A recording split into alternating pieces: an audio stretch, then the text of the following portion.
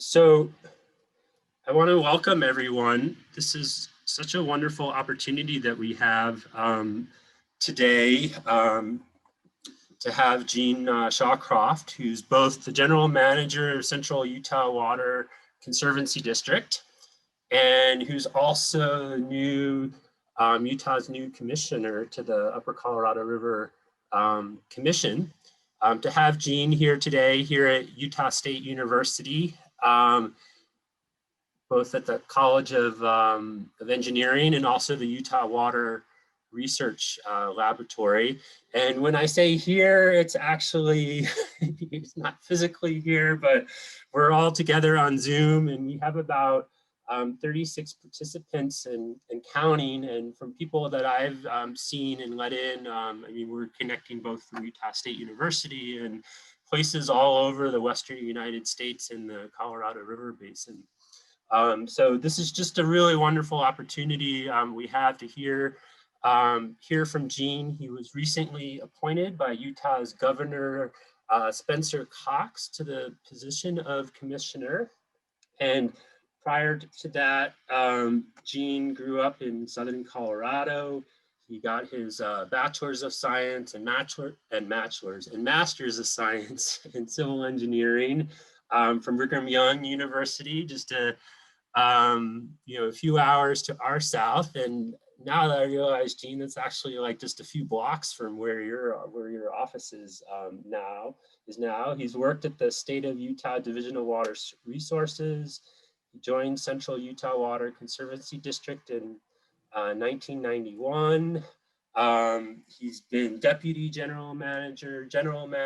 He's been the general manager since 2015, and he's been active in a lot of groups. So, Gene, maybe just to start off, could you explain how it is that you actually became the Upper Colorado River Commissioner, and what does the commissioner do? Well, first of all, thank you all for the invitation to chat with you for a few minutes. When I first found out of the invitation, I thought, great, I get to go to Logan and get some Maggie ice cream. So I'm happy to visit with you, happy to chat, but it would have been nice to do this in person. You folks that are in the professional educational business have either grown accustomed to or have adapted well to speaking to a computer screen. I'm not quite sure I'm there yet, so if I fumble around a little bit, I'll blame it on that rather than any other inadequacy that I have. But as far as the commissioner role is concerned, I'm still scratching my head as to how that all happened. But it was, frankly, some of the legislators in the state who felt like there needed to be a little closer tie to the Colorado River and to the water users. And that's probably really what started the whole thing going. And as it turns out, many of you know, and some will see some slides today, the Central Utah project is the largest diverter of Colorado River water for municipal purposes. And it just so happens that as the manager of that district, that kind of by default became part of the discussion with regards to the new river commissioner. And that's probably about the most there is as far as the push to have me in the position. So I don't know that it's necessarily by default, but it's probably by default. And so the prior commissioners have done a fabulous job. I've known many of them. Some of them, unfortunately, have passed away. That's how long I've been in the water business. But they've done a great job, and I have some huge shoes to fill and look forward to that. And I'll chat a little bit about that as we talk through some of the important things that are going on in the river during the presentation. So David, I don't know if that helps, but at least that's a little bit. I think that's great. That gives everyone a kind of a good sense of where you're coming from, and definitely what you're bringing. Why don't you share the slides that you had prepared, and then I have numerous questions and discussion items that we'll follow up with afterwards. We obviously won't get to everything. But why don't you go ahead with what you had, your prepared remarks, and then we can take the conversation from there. Okay, great. And David, remind me time, what would you like me to take? I do better if you just give me a drop dead time, and then I'll work towards that. And if we don't get through all the slides, I'm not going to cry. I would say like 20 minutes or so for prepared remarks, and then we'll leave the rest for discussion. We have an hour and 15 minutes all told, and Okay. we're already 8 minutes in. Okay, the first part of it has more to do with the Colorado River. And then the latter part of it had more to do with the Central Utah project. So yeah, great. I think most people won't be very familiar with what's going on at Central Utah, so that will be good. Okay, perfect. I'll have to buzz through them quickly then, and we'll just hit some high points, and then we can do however you want to handle questions. Okay, so, great. I'm going to mute myself for a bit. Okay, great. Well, thank you all. First of all, I just want to tell you that as we observe things in life, sometimes they're a little different than we anticipate. Just so you know, that's how these folks handled their speed problems in whatever country this happens to be. And obviously it's not America because the words on the asphalt are not in English. But I hope as I make my presentation, it will be a little more clear than what we're trying to do here. I'm going to go through just real briefly a number of dates. Not that unless your professors want to attest you on any of these things, they're just significant dates. Reclamation Reform Act was passed in the early 1900s. Strawberry Valley Project was one of the first projects built, which is in South Utah County, diverting Colorado River water to the Wasatch Front. In 1905, there was a flood in Southern California, and because of some work that they were trying to do to divert water to irrigation lands, the entire river actually flowed into the Salton Sink for a number of years and created the Salton Sea. And that's been an issue for many years, and that's one of the complexities of the Colorado River system. This slide shows, as you can see, the Colorado River comes down right in the middle of the delta. All of this material over time is deposition from the Grand Canyon. So at times the river flowed to the north, at times to the south, but during that period of time, it actually broke and flooded the Imperial Valley, as they call it now, and created the Salton Sea.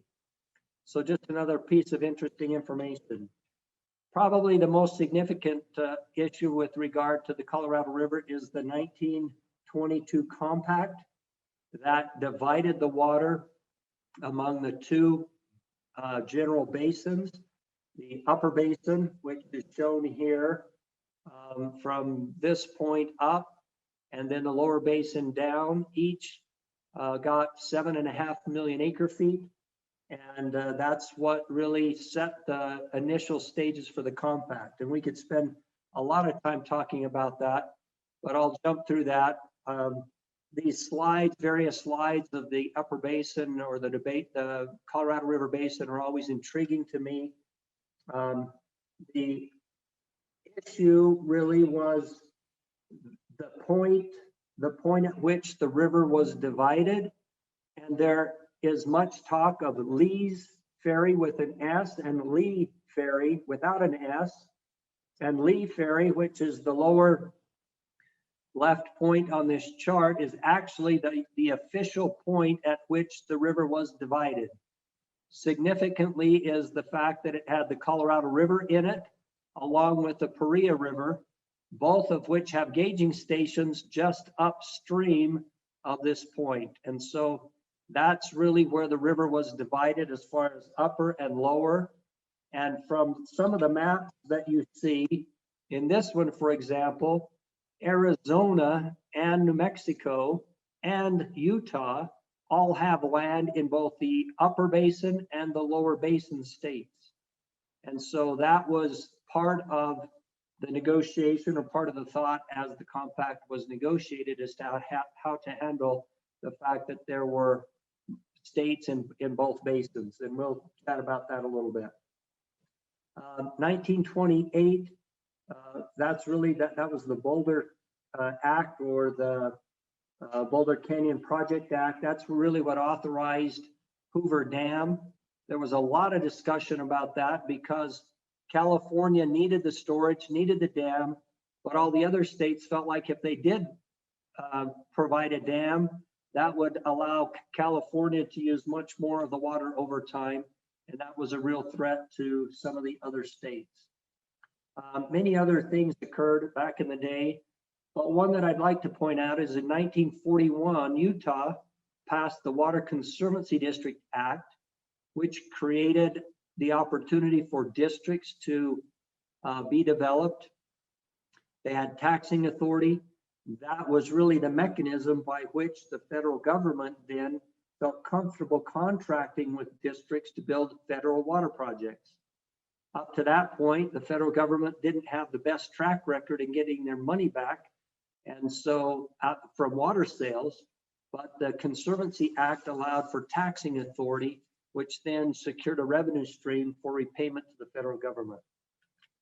Many other things occurred, but in 1948, with the Upper Colorado River Basin Compact, that's really where the water was divided. That's when the decisions were made on how the Upper Basin state would divide the water.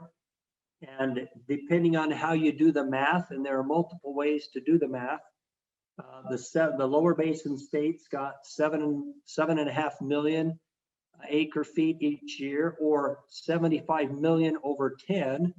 And then the Upper Basin got to use the rest based on percentages, with Utah at 23%, Colorado 51%, and Wyoming 14%, New Mexico 11.25%. So it was really the 48 Act that divided the river as far as the Upper Basin states were concerned. However, the hydrology at the time was different than what it's turned out to be recently. It was assumed in 22 that there would be over 16 million acre feet. So that was obviously plenty for 7.5 for upper and lower. And then they were talking about how to deal with the surpluses. And of course, the hydrology hasn't turned out to be that way, particularly the last 20 years. Many other things occurred, lawsuits with Arizona and California. Colorado River Storage Project Act was passed, which authorized the Central Utah Project and Flaming Gorge and Powell and many other things. So those were all important dates. And you can see that there is a whole raft of things that have occurred over time. Some of these dates are significant because they are considered what we all call as the law of the river. Some of them are not, but there were certainly many things that occurred that set the groundwork, if you will, for how the river was to be managed. And the 22 Compact was really the basis for all of that. Without all of these other things, the 22 Compact wouldn't be as successful as it has been. And I'll just mention that in 2019, which is one of the latest issues, the drought contingency plan was put in place. That was in place to avoid calls on the river and to avoid the lower basin states not being able to take all of their water. And of course, right now we have in the legislature pending as we speak, a bill that would create a Colorado River Authority that would provide more resources to Utah to help understand and identify how we anticipate using Utah's water out of the Colorado River. I'm going to jump through some of these and just get to a little bit of information about the Central Utah Project, because I think it's important as kind of a case study of how the Colorado River Compact has worked and allowed basin states to use their water. You're all aware of our population projections showing Utah's population essentially doubling by 2065. That puts a ton of pressure on not only our water, but many other resources as well. And so right now, today, the Bonneville unit, which is the major part of the Central Utah project, moves or uses about a little over 300, close to 350,000 acre feet of water on an annual basis. And the way the project is designed, the district was created to facilitate or be the sponsoring entity of the Central Utah project. And we cover all or part of 8 states. So as you see in this black outline, there are the major populated counties in the state are within our district. About a little over almost 2 million people of the 3 million people in Utah live within our district boundaries. The reason these projects work is because we've got these large storage facilities, Lake Powell, and Flaming Gorge, for example, that are really a bank account, if you will, to allow storage to be made available on wet years so that the upper basin states can deliver their 75 million acre feet over a 10-year period of time. By having that assurance or that insurance policy of those large dams, then that allowed the facilitation or the ability for these smaller projects. And when I say small, Central Utah is not small, but it's smaller than those large projects, to have the confidence that the water supply would be available to use for these trans-basin projects in the case of the Central Utah project. And on this graph, you can see the green line that kind of snakes through the middle of it. To the left is the Great Basin. To the right is the Colorado River Basin. So every snowflake or every drop of rain that falls on the right-hand side of this little green line is in the Colorado River Basin. And so what the Central Utah project does, it does not divert water directly from the Green River or the Colorado River. Rather, it collects tributary water high in the Uintas, captures that water, and brings it into Strawberry Reservoir. Strawberry Reservoir is still physically located in the Colorado River Basin. And then through a series of tunnels and pipelines, it brings that water into the Wasatch Front, into Utah Lake, that then allows us, by bringing Strawberry water, Colorado River water here into the Wasatch Front, we're then able to store water on the Provo River in Jordanelle Reservoir.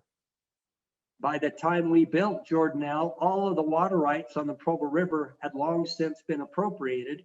And so the only way we could generate storage water or storable water in Jordanelle was through this exchange of Colorado River water into the Wasatch Front. And then that water was able to be exchanged to Jordanelle, which really then facilitates the entire Central Utah project. And all of these other facilities, Starvation Reservoir, for example, in the bottom right-hand corner, had to be constructed in order to make this exchange work. So Starvation catches high runoff water and winter flows, water that frankly was leaving the state, captures that, and then makes releases below Starvation to satisfy prior water rights, while we take the water that otherwise would have been there in August and July and during the runoff, we'd bring that into Strawberry and bring it into the Wasatch Front. So all of these facilities, Starvation, about 100 miles to the east of us, Upper Stillwater, Current Creek Reservoir, Strawberry, Jordanelle. We don't operate Deer Creek, but use that as to help us facilitate our deliveries. All of those facilities have to be in place in order for us to get Colorado River water, make it available to the Wasatch Front. So I'll stop and take a breath. I think I've gone my 20 minutes or so, and we could do death by PowerPoint. I think I have 100 slides. But I'll stop there, David, in respect for those who are already asleep. And you can send them a wake-up call, and we'll try to address any questions or comments or concerns you have. And if you don't mind, if there are questions that might be answered by a slide, I may flip around a little bit, but we'll see how that goes.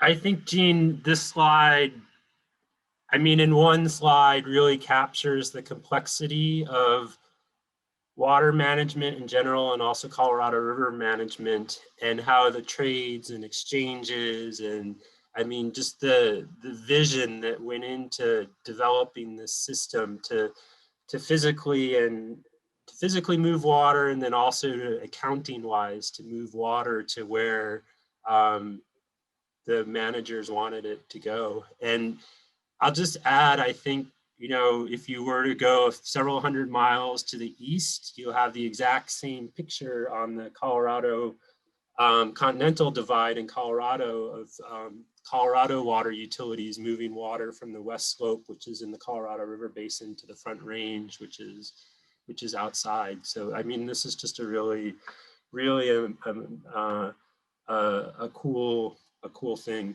Can you stop sharing your? Or maybe I will. How's that? That's great. That's great. So maybe could you just start by explaining what a Colorado River, Upper Colorado River Commissioner does? Like, what's your job? What's your new job responsibilities? Well, after my vast experience of 2 weeks, I will tell you. Great. No, I've observed for many years the Colorado River Commissioner, and their primary role is to represent Utah's interests with the other 6 states and the federal government. There are various projects that other states and Utah obviously have done and will do. And the focus is just simply to make sure that Utah can use its portion of the Colorado River, however, whatever that turns out to be based on a percentage, and also make sure the other states have that ability as well. I mean, this isn't a win-lose proposition. It's a win-win. And if Utah's in a position to use its water, the other states ought to be in a position to use theirs as well. And so that's really what this is all about, is just working with the other states. And it's not just 7 people sitting at the table. I can tell you there are many, many people behind any and all of those commissioners with data, with legal expertise, with political expertise, to try to maintain that balance that allows this very, very critical source of water to stay out of the court system. That's really what the compact was all about. And over the last 100 years, they've been, in my mind, extremely successful in what they were tasked to do. Great. So as you think of the coming 3, 5, maybe 10 years, like, what are the major Colorado River issues that need attention?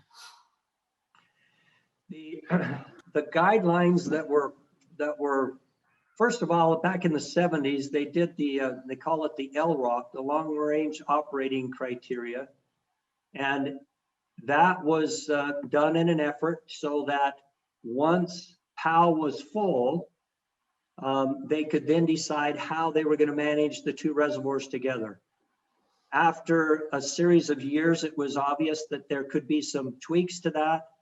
And in culminating in 2007, they ended up with what they called the interim guidelines, how they would manage those more closely, try to make sure that there was some value in keeping the reservoirs at about the same percentage of capacity. And over that period of time, our Mother Nature's snowpacks didn't cooperate as they were supposed to. And so partway through those 07 guidelines, it became obvious that some additional tweaks had to be made. And that was the DCP, the Drought Contingency Plan. those '07 guidelines expire on December 31st of 2025. And they will continue into the next operating year, but they expire in 2025.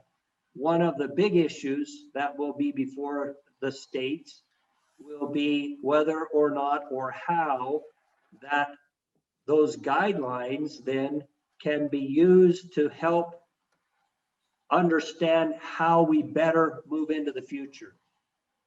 What are the things we've learned over that period of time that will help us manage better the river as we look into a longer period of time?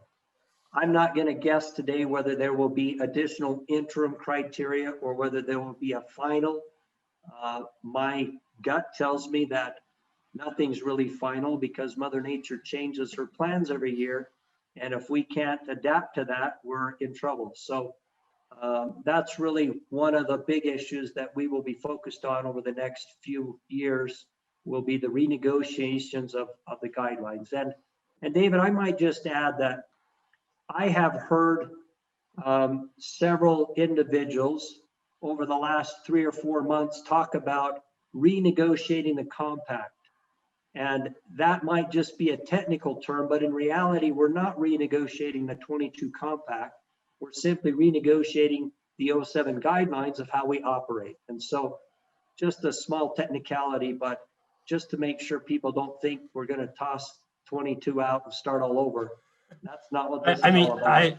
I would agree with you on that. That's been my observation. It's not that, you know, things get blown up and completely redone. There's a new layer that gets built on the existing foundation.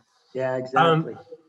You mentioned adaptation, and I mean, that's particularly of interest to me because I have a research project on that right now, looking at how to more adaptively manage reservoirs in the basin.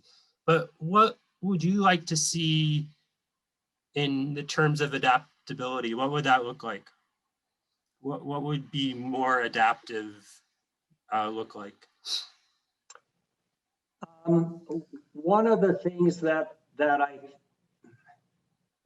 this may not answer your question directly, but one of the things that is important to me as a water manager, frankly, and as a river commissioner, is the fact that we're not as good about using our water as we should be. And the ag community always gets a bad rap because they use 80+% of the water. But in reality, the ag community is pretty efficient, and the water they don't use runs off back into the system for someone else to use. So when I'm talking about better use our water, I'm talking about treated water use, particularly outdoor. And so any time we bring attention to water and can talk about using water more wisely, that's a win in my mind for the way the world works. As far as adaptability on the Colorado River, with the huge amount of storage that we have available in Powell and Meade, and for that matter, some of the initial units, you know, Blue Mesa Reservoir and Flaming Gorge and Navajo, to mention most of them. Aspinall's the other one. I've got to believe that as we put our heads together, we can find ways to use that storage a little bit better. You know, I don't have any brilliant ideas off the top of my head, but with that kind of space, I've got to believe that there are ways we can either store higher or store differently and manage things a little bit better. I noticed and have noticed for years that some of the environmental flows are extremely high in some places under some circumstances. I think those need to be looked at as well as all flows, not to pick on environmental flows, but all flows need to be looked at. Power generation is critical to the finance of how this thing all works. But that probably ought to be looked at as well. What are the things we can do from a broad perspective that maybe someone in the past has thought are untouchables, And I know that's a little risky to say those kinds of things, but I think we look at everything. I think we have to look at everything. So maybe let's go down one of those untouchables. Would storing water higher mean storing more water in Powell than in Meade? What would be the benefits or drawbacks of that? Sure, you know, and the, you know, the evaporation's a little bit less in Powell than it is in Meade, not a lot, but a little bit. The elevation's a little bit different, so there's going to be a little bit less there. So that's certainly one of those possibilities. But again, there are so many other puzzle pieces that have to go into play with regards to environmental flows, with regards to power generation, all those kinds of things. But I think, sure, I think we look at that. Is there an advantage to the river to store water higher than lower? Our system, that from an engineering standpoint, it always makes sense to store it higher rather than lower because of reduced evaporation and more flexibility. And by advantages, I guess, what do you mean? I mean, from a water supply perspective, obviously, you know, advantage, but are there other potential advantages or other maybe system objectives that we could look at or should be looking at the same time? I think this goes without saying, but of course, if you're storing water at 8,000 feet elevation, the evaporation is going to be a whole lot less than if it's 1,100, and the temperatures are extremely different. The large reservoirs, of course, are not at the upper end of the system; they're at the lower end of the system. But that's, again, those are the kinds of things from a water manager's perspective.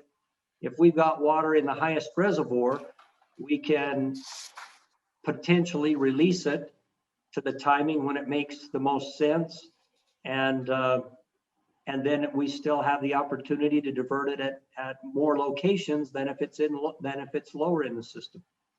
And from a water manager's perspective, that seems to make a little bit of sense. And the Colorado River is a little different because you've got the major storage reservoirs, like I said, towards the downstream end of the process. The analogy I've seen for this, I mean, for example, reservoirs in series, is you could think of a garage that's one car wide, but maybe 3 deep. And you gotta, if you're gonna use your garage full, you gotta put the first car has to go all the way to the end of the garage, which is your first or your highest reservoir. And then you can put the next car in, and, you know, and then you take your first car out, it's the lowest one out. Yeah, good point. Yeah, I think that's really important. So you, in one of your slides, you talked about the different hydrology, and the most recent one for the last 21 years, which people call say the Millennial Drought. You've had flows, you know, your slide showed on the order of 12 million acre feet per year at Lee's Ferry. And I mean, when we use the word drought, we kind of imply that we're in an abnormal period right now, but we're going to somehow, hopefully soon in the future, bounce back to some other wetter period. But people are also talking about, you know, the flow due to climate change, it's declining, it's variable, it's uncertain. There's like a lot of uncertainty about what's going to happen with the flows. What are the flow scenarios at Lee Ferry that you think we should be looking at, or that managers in the basin should be considering as we try and plan and manage for the next 5 or 10 years? Well, I think, David, that's a good question. And I don't know that I have a great answer. I'll just say this, and then I'll try to come back and answer that. When I started my career 30 years ago, but it seems like 2, I started at Water Resources in the 80s, early 80s, when they were in a crunch to build some pumps, as many of you remember, to pump water out of the Great Salt Lake out west to increase the evaporation so the airport wouldn't get washed away, the railroad tracks wouldn't get washed away, and Utah, Salt Lake would become a mini Lake Bonneville again. And the leading scientists of the day said, we're going into global cooling. Doesn't matter what the governor does with his pumps, they're going to be underwater anyway. So why are we worried about this? And that was 30 plus years ago. And now back to what kinds of flows should we look at? I'm of the opinion that there will be high flows again. There may be low flows. Well, obviously this year looks like one of those. But I think in order to be wise about how we use our water, we're going to look at a range of flows. I think we look at the paleo records, which many are doing. We look at, I've heard, Dave, you probably know better than I, but I've heard that the last 20 has been almost as dry as any paleo record. And whether that's true or not, or whether I've got that right off the top of my head, I don't know. That's why we hire you smart researchers to help us understand all that stuff. I mean, that's David Tarbotten, who I'm seeing in my screen, and Homa Slahabian. I mean, they have a recent study that has made statements to that effect. Yes.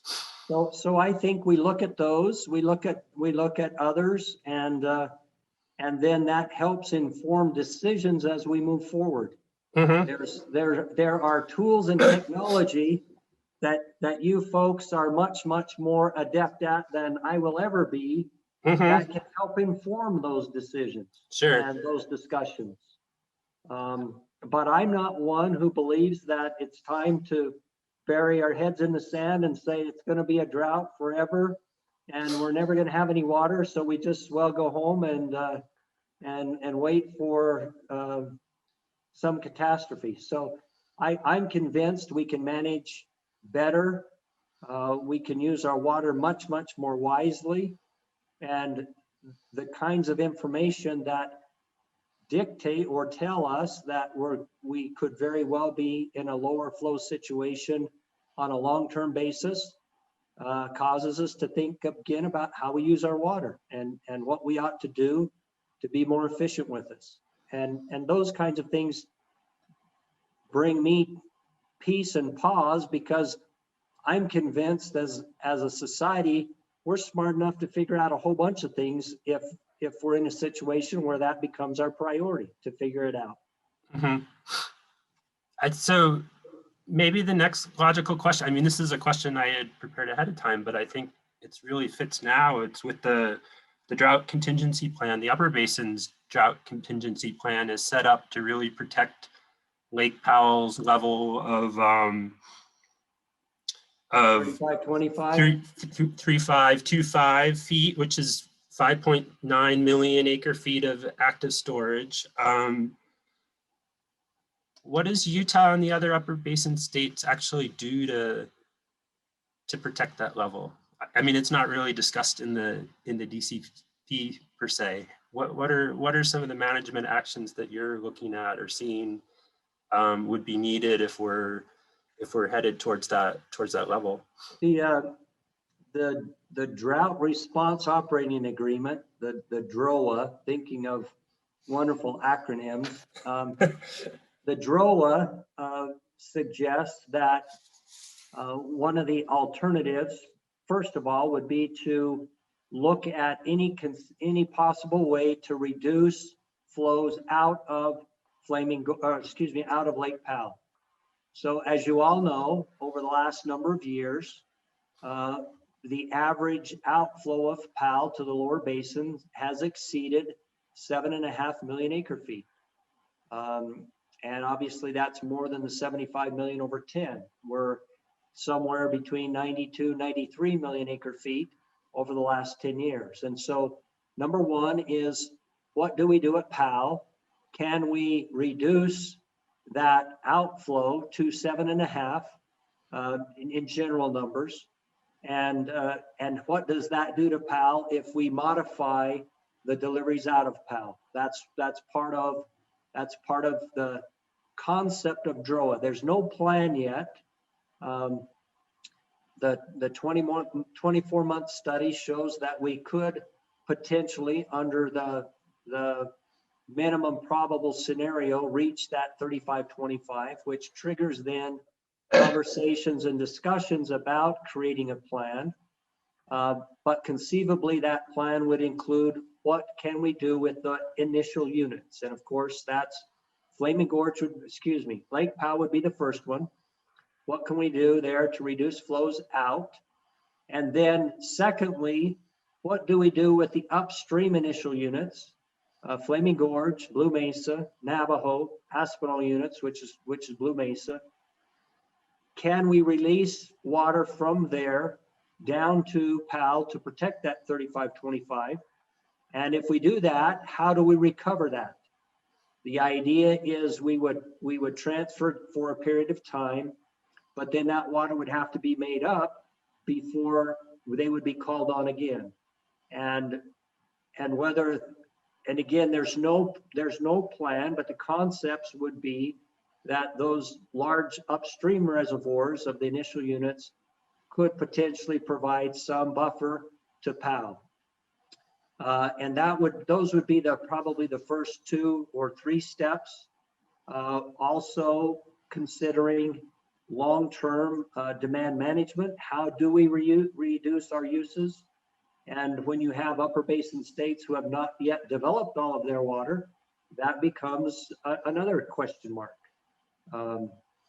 For the most part, the lower basin states have developed their water and are using all of their compact water, whereas the upper basin states are not in general. So those would be the first concepts of how an agreement might come together, David. But as we look at that, there's going to be a ton of input.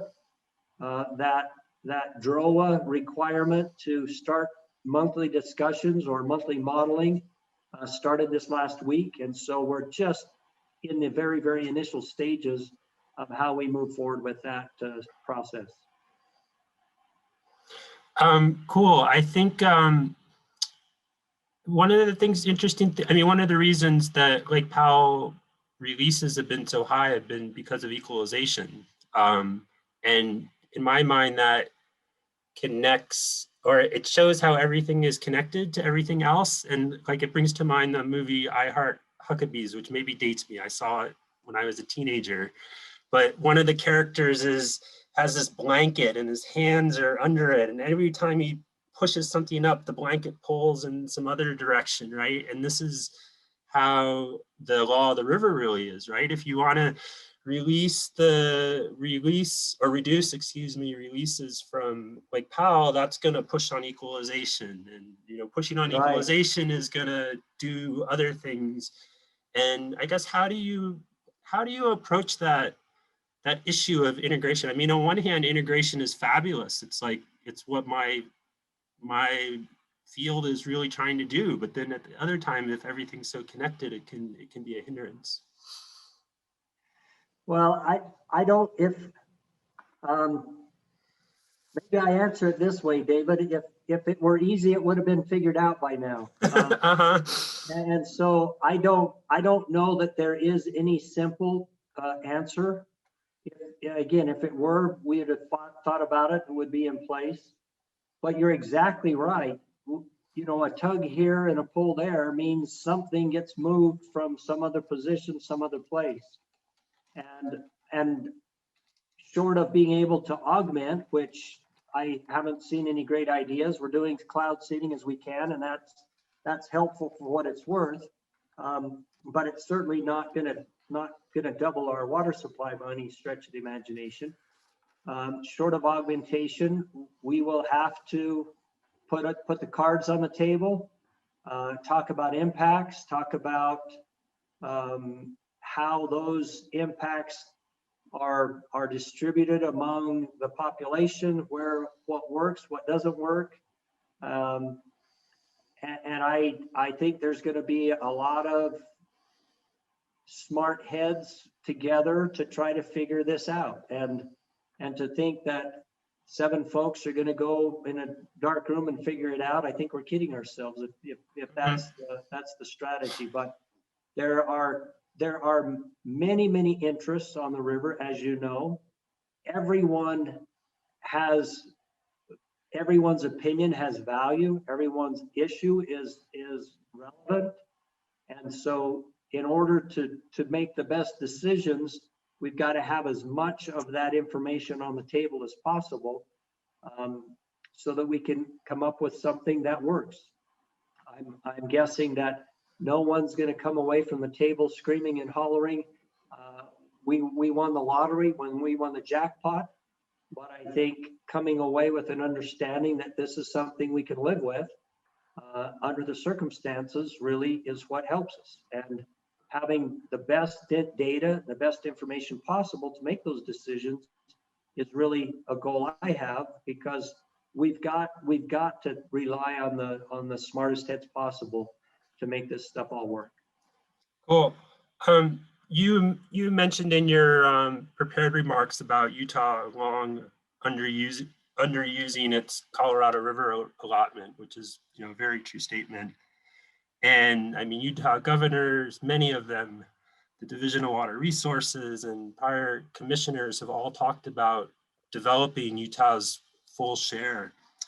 And I guess, could you just share your thoughts under like what scenarios that's actually possible and under what scenarios that may not be possible? Because there's certainly a lot of talk back and forth about, you know, different projects and, you know, whether there's the water for them or not. Kind of under what situations can Utah, you know, reasonably proceed with more fully developing its water, and under what situations is that just not going to be like reality or reasonable? The way the water in the West has developed, it's obviously prior appropriation, first in right, first in time. And as demands for additional water come, they will come at different points in different places.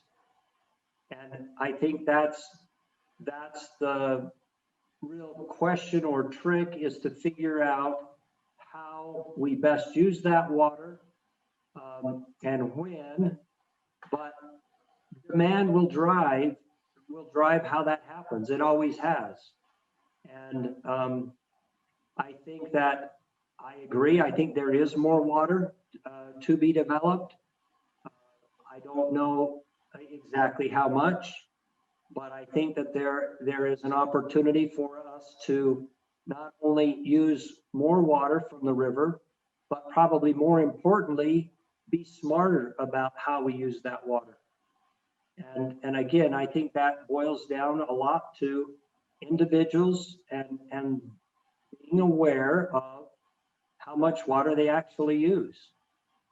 You know, we've seen circumstances around the world, and I hope, I can't foresee, but I hope we're never in a situation where we get into rationing water. That's a common practice around the world. And a lot of that's based on decisions that were based on economics or vision or whatever else. And I think the Colorado River folks have had about as good a vision as anyone around the world. And I think we'll continue to do that. And making sure that the water that we do use is being used as wisely as possible is a big piece of that future vision. How does the Lake Powell pipeline fit into that? You haven't said anything about it so far. Yeah, and I don't know, you know, I've spent some time with the folks in St. George and trying to understand Lake Powell pipeline. My personal opinion today is that there is a need for water there. They're in a position where they have one straw, that's Virgin River. And if the population continues to grow, one of my big beefs as a water manager is when people try to help or try to suggest to me that I'm responsible for growth and I can control growth by just not giving people a drink of water. And that's not what a water manager's job is. It's society's job to decide how we grow and where we grow. It's not a water manager's decision to do that. And so if society chooses to have a larger population in the St. George area, I know one thing as a water manager, they will need more water. So if the decision is to increase population, then not speaking as Washington County's water manager, but as a water manager, if the population is going to grow, people will need water. That's the role of a water conservancy district or water manager to find ways to make that happen. And that's happened all along the Colorado River and elsewhere in the world. And so if we as a society choose as a state that the St. George area is a wonderful place to live, and we want to spend our winters there, and we want to have a drink of water while we're there, then something will have to happen in order for that to be the case. And the Lake Powell pipeline seems to be the logical scenario. I mean, the way you portray this, it's kind of the development stuff happens, and then, you know, the water managers just figure out how to get the water to meet that requirement. It's a requirements-based, basically, approach to design. Should there not be more discussion or interactions about kind of like, well, if we're going to have this kind of growth, like what's that going to look like from a water management perspective? Do we want that type of water Absolutely. development? David, that's a great point. I guess my point is the water manager should be at that table when those discussions are had, but the water manager shouldn't be put in a position to say, don't go find more water because we want to stop growth. That's the awkward position for a water manager. Absolutely, the water discussion needs to happen at the table of that broad societal discussion, but it shouldn't be the driver, or in some cases it might be, but if it is, it's the decision of society as to whether or not that water should be used there or somewhere else. Okay, great. Or how that comes. Excellent. Could you talk about Central Utah's experience with water conservation? I mean, this is kind of like the anecdote to the Lake Powell pipeline discussion, but what's Central Utah's experience been with water conservation, and how might that translate to the rest of the Utah upper and lower basin portions of the Colorado River Basin that are in Utah? Sure, I'd be happy to do that. In the mid 80s, when the appropriations for the Central Utah project were reaching their maximums, it was obvious that additional federal money would have to be made available to complete the Central Utah project. As those discussions were occurring, and history was, you simply approached Congress, worked with your legislative folks, got an increase in your appropriation, had Congress bless it, and you were off and running.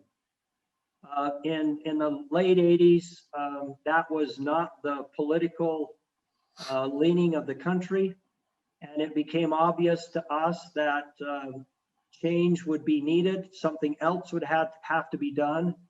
And so it was actually some members of Congress that suggested that we create a piece of legislation that really put the district in the driver's seat to finish the federal project, not having Bureau of Reclamation do that. And so the Central Utah Project Completion Act, which was passed in 1992, is very unique. There is no other district in the country that has an authorization to finish its federal project. With that came some strings, of course. One is we had to have, we became responsible for the design and the construction and the completion of the project. In order for that to happen, we had to come up with 35% local cost share. We became an environmental agency under NEPA for compliance with NEPA. We had to do cost benefit analysis for all of the projects, and we had to adopt a very aggressive conservation program. And part of that conservation program was federally funded. The legislation required over a period of years that we conserve 80,000 acre feet of water on an annual basis. And and I'm pleased to report, and many people have no idea, we're saving today, conserving about 140,000 acre feet of water on an annual basis. And so when we talk conservation at Central, not to downgrade anything anybody else is doing, but we're not talking about changing out timers and putting out cups to measure your efficiency in your backyard. We're talking thousands of acre feet of water by lining canals and putting water in places that it otherwise would not have been. And so when we talk conservation at Central, we're talking a huge effort. Enclosure of the Murdoch, what used to be called the Murdoch Canal, saved over 8,000 acre feet of water. Our programs in Heber Valley are saving tens of thousands of acre feet of water every year. And so conservation is absolutely critical. Now, that said, we have been very, very proactive with our cities, with our customers, encouraging them to set tiered rate structures, ordinances that provide conservation measures. We have no ability over land use. So we cannot dictate to anyone how much grass they put in, how they do park strips, any of those things. All we can do is to provide information. But our goals have been more than met with the criteria that was established in the Central Utah Project Completion Act and the per capita use that we had to achieve in order to maintain our good graces, if you will, with the department have been met and exceeded. And so we feel good about that. We're not done by any stretch of the imagination. We're just this last couple months, we've added an update to our water conservation plan.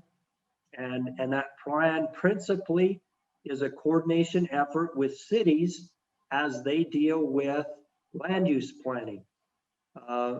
Our general managers that we've coordinated with our Prepare 60 group, which is Washington County, Jordan Valley, Central Utah, Weber Basin, are in an effort with the Utah League of Cities and Towns.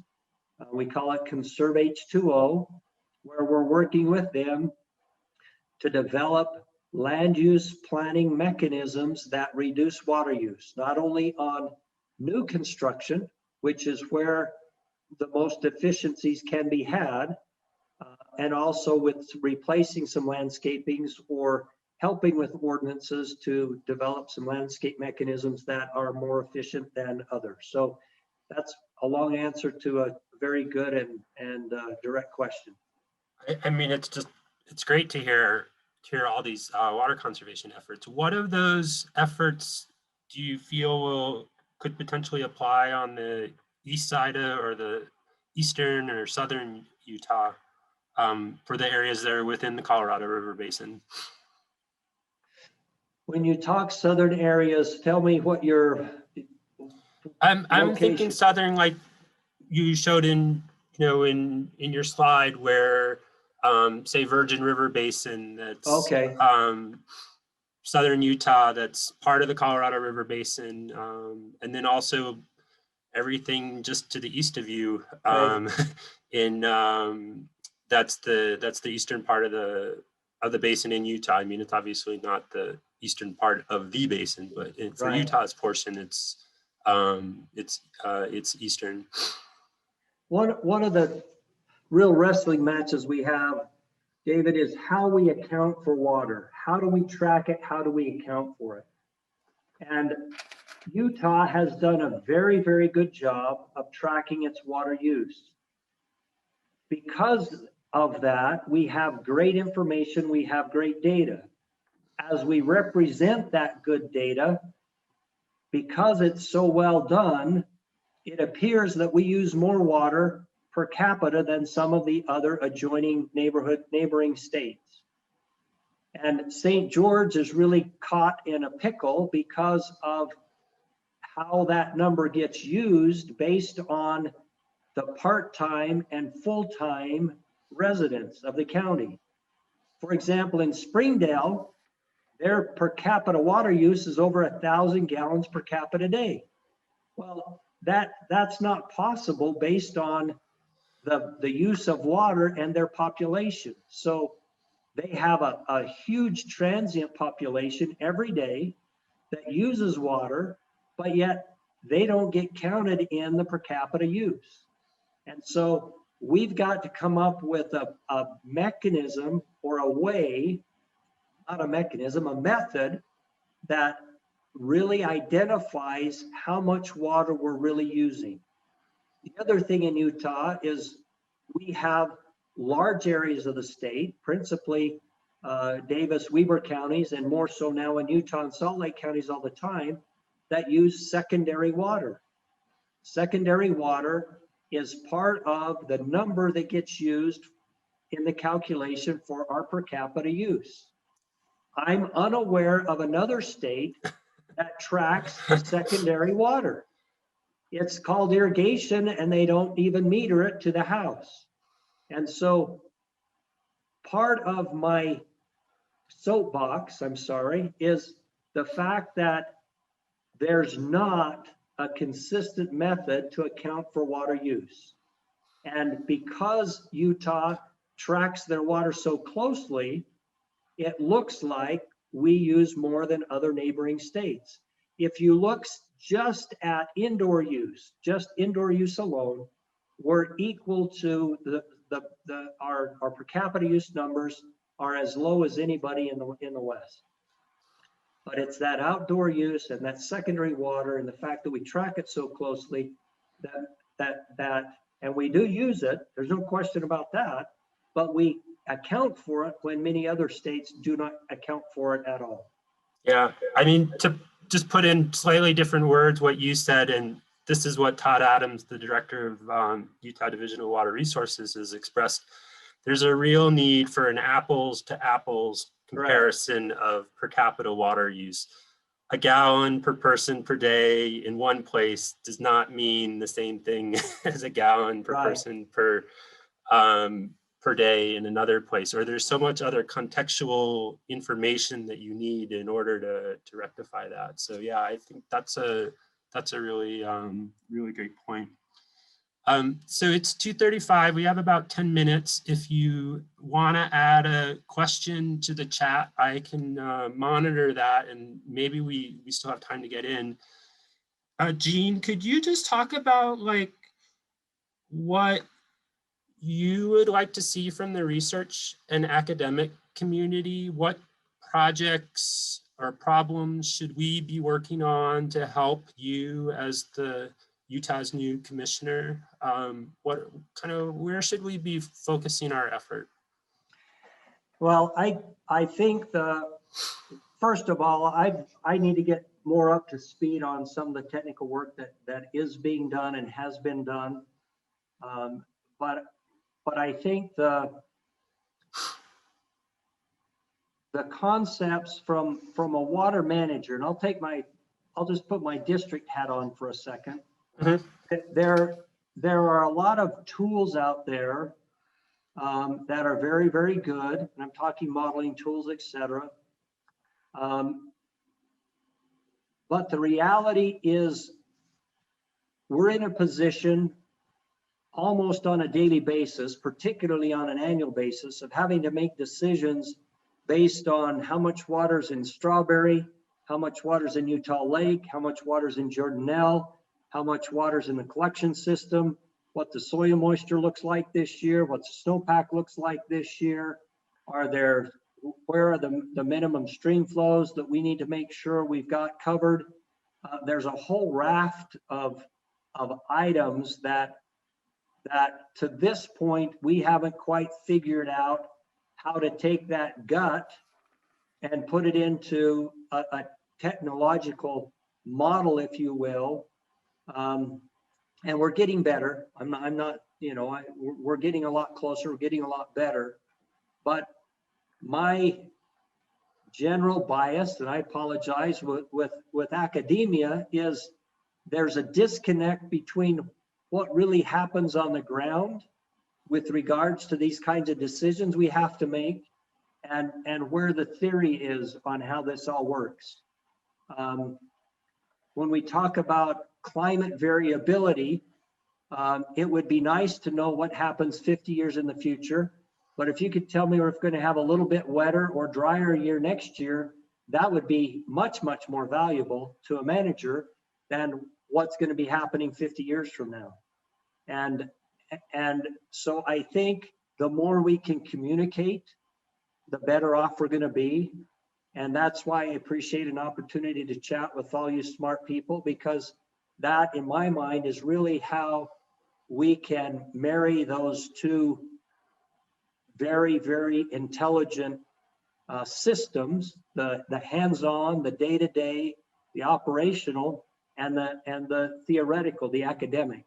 And so I think we just need to talk a little bit more frequently and help us expand our horizons a little bit, and then perhaps have us do a better job of explaining some of the day-to-day challenges we face. So is it really just talking a little bit more? I mean, the academic practice gulf, it's existed in nearly every place I've ever worked. And, having conversations like we're having today is obviously a great way to, to push that forward. But is there more? Is it just a little bit more conversation that's all that's needed to get over that hump? Or are there other things that need to happen too? Well, I think that's where it has to start. And it's like any other relationship we have in life. Once we've developed some confidence and trust and get to know each other a little bit, we can generally figure things out a whole lot better than if we're not talking. And so I don't know that I have a silver bullet as to how that happens. I do know that the Division of Water Resources works closely with the universities, and they do a fabulous job of using those resources. But I still think some better communication would help. We're all busy. We're all doing our own thing, and that's understandable. But I've been to some conferences that help, some presentations that help, and so COVID makes that a little bit difficult. But I think those outreach opportunities that you do and that we do, we try, didn't last year, but the last several years, we've had a Central Utah Water Summit, and we've brought in some researchers and others to better inform us on what's out there and have a discussion about where we go in the future. Cool. I'm not seeing other questions in the chat, so I'm just going to keep going. What's your worst nightmare as a water manager? Like, what keeps you up at night? What, do you really sweat about that related to your responsibilities? Well, I'll say this tongue in cheek, and then I'll try to answer your question. Great. What keeps me up at night and having nightmares is from all those large pipelines I've crawled in to try to do inspections and get to a gate that's 2 feet wide and know there's 300 feet of water on the other side, and there's a little spray coming out getting me right in the eye. That's those are nightmares. That's what keeps me awake at night. No, but seriously, I think that the challenge of educating our people to help them understand how valuable water is.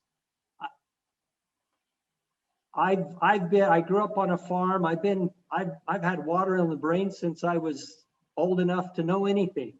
And the most exciting day in my life as a young kid was not Christmas. It was the day we turned the water on. And that was just thrilling to me. So I have an obviously skewed perspective of what water means and the value, because it's a hobby for me as well. But the more we can help people understand how valuable that water is that comes out the tap, how valuable that water is when we turn our sprinklers on, every time we use water. And I've often wondered if we should create a how many times a day do you touch water contest to see how many people really appreciate how often they touch water. Yeah. And then figure out a way to help them appreciate the value of that and treat it for the value that it really brings to our lives would be an incredible blessing to all of us, frankly. I mean, if I understand what you're saying, it's that it's really having the public trust in water systems, that when water comes out, when you turn on a faucet, water is going to come out, and not taking that for granted, but realizing Right. all the engineering and science and financial and everything, that planning that went into making that happen. Yeah, I think that's, I mean, it's really a great point. I mean, we think of it's like an aspect of governance, maybe, like we think of political parties and elections as a form of governance, but like people paying their water bills and having trust that their water system is going to deliver them what they, and people in Texas last week and Right. still this week are seeing the other end of that, where that failed. Right. We don't have to worry about water because those, even 100 years before us, 50 years for sure before us, made sure that they sacrificed what was necessary for us to have a decent water supply. And that same urgency among our society members today doesn't exist. We've just taken it for granted for so long. And that's okay. That's good. They did a great job. That's wonderful. But that puts burden on us that are in the water business to make sure that 50 years from now or 100 years from now, people can look back and say, I'm glad those guys did that, or I'm glad they did this, or changed this, or changed that, so we have a drink of water too. Yeah. The biggest tragedy would be if 25, 50 years from now, they look back and say, those guys didn't do anything. Now we've got to figure out how to solve all these problems they should have figured out long ago. And we were handed such a good card. We need to carry that forward. Definitely. Thank you. Well, I think that's a wonderful point to end on, about good governance and the role that all of us have in, making sure that our water systems function well. At this point, I would just ask everyone, if you have a camera off, to turn it on, or to show a form of appreciation, thanks, a thumbs up, a wave, a clap, however you want to express your gratitude and appreciation for Gene. Gene, thank you so much for taking the time to meet with us and to share your thoughts, and to have this exchange. And hopefully, as you suggested, we can have more of these exchanges, so that here we in academia and at the universities and you in management, we can get closer together so that we're working on, the same problems.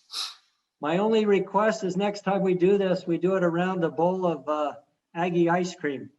Definitely. Definitely. What flavor do you like? I'm not hot on the chocolate ones, but the salted caramel, the peanut brickle, all those caramel cashew jobs. Awesome. I'll take any of those.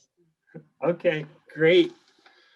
Well, thank you again so much. I really appreciate, and all of us who've attended, the chance to hear and listen and a bit participate in this conversation. Thank you. Thank you, and I recognize some of your handsome faces too, so it's good to see all of you. Yes.